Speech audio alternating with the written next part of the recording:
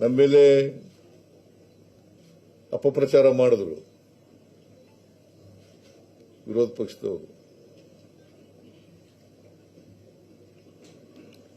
including none other than Prime Minister of the country.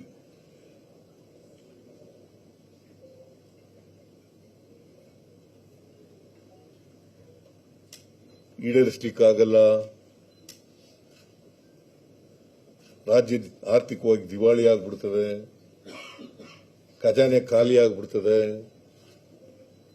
ಅಭಿವೃದ್ಧಿ ಕೆಲಸಗಳಿಗೆ ದುಡ್ಡಿರಲ್ಲ ಅಂತೇಳಿ ಇವತ್ತು ಈ ಗ್ಯಾರಂಟಿ ಯೋಜನೆಗಳನ್ನು ಜಾರಿ ಮಾಡಿದ ಮೇಲೆ ಕರ್ನಾಟಕ ಇಡೀ ದೇಶದಲ್ಲೇ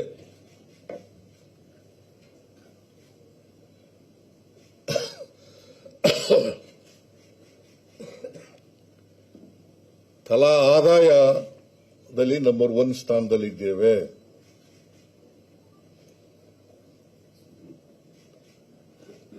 ತಲಾ ಆದಾಯದಲ್ಲಿ we are number 1 in the entire country.